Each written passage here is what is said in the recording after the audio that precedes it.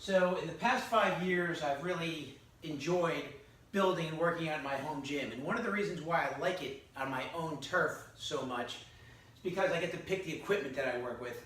And nothing you can pick for your gym is really more important than finding a good bar. And as you can tell here, I think I've become a little bit of a bar snob, but I do still like to try new products, and I have gotten a couple new bars lately. The one I would like to talk about right now is from XMark Fitness, a brand that I have a lot of equipment from, and it's called the Carolina Reaper, which is apparently the name of a very hot pepper.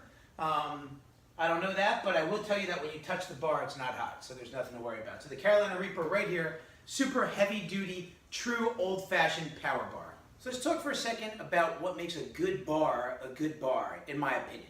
So what I have here are two bars. One's kind of like the first bar I ever got, and I keep it for nostalgia's sake, but it sucks. And one is the new Carolina Reaper. So first thing, and I hope the sound can pick this up, is the spin on the collar. Let me see if you can hear this. You can definitely hear that. Hey. Not only does it sound like nails on a chalkboard, but it doesn't spin freely.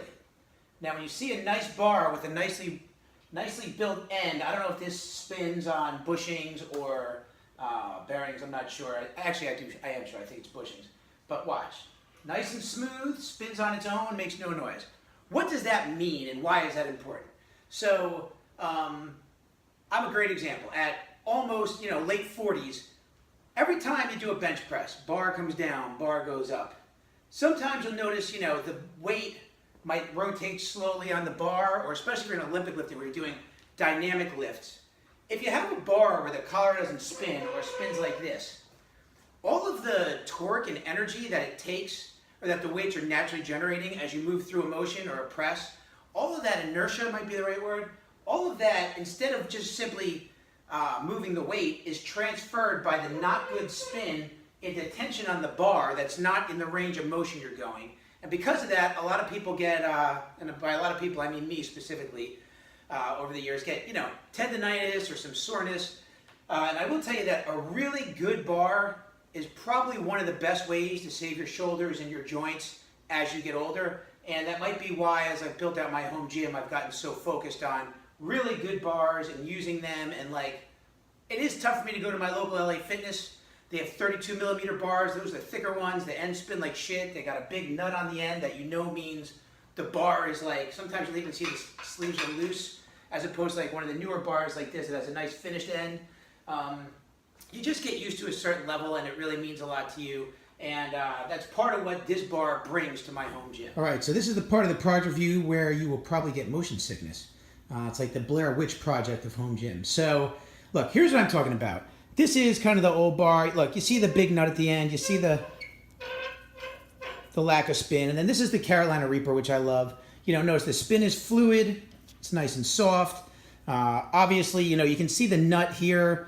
When you have a finished end like this, it's just a better sign of quality. I mean, it definitely looks cool, but aside from that, it also is a sign of quality. And of course, the way that the ends move makes a big difference. Now you can see this is a standard length bar, so it receives as much weight as you can put on it. As you come across, it's a nice chrome end into a black finish. This is another great point for today's kind of bars. This is Olympic lined, as when you have just one line that's traditionally lined, I guess. I don't know the phrase, but Olympic lining, so it's got a second wider line for when you're doing snatches and such. Also, just it's an easier way to kind of gauge your grip.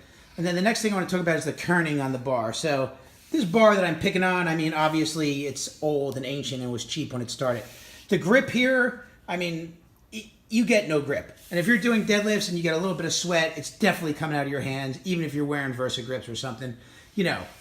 What you really want, or what I like, is a nice aggressive kerning that does not feel like piranha teeth on your hands. So this bar, I think, actually has a great grip. I haven't put any chalk on it yet, as it's still new, but I will be putting chalk on it after I get my review. However, even without the chalk, the bar performs great, stays right in your hands, and works smooth. And straight down to the other end with the beautiful spin and everything. That's really a huge part of what makes the bar solid. And then the final point that I want to leave you with, and maybe I'll put up a graphic, the specs on this bar are tremendous. So let me just sum it up for you. The bar costs a little over $200. It can hold up to 2,000 pounds of weight, with 200,000 pounds per square inch of tensile strength, which is stronger than any of the competitive bars, which cost like $300 or more. All in all, it is a tremendous value and a tremendous piece of equipment.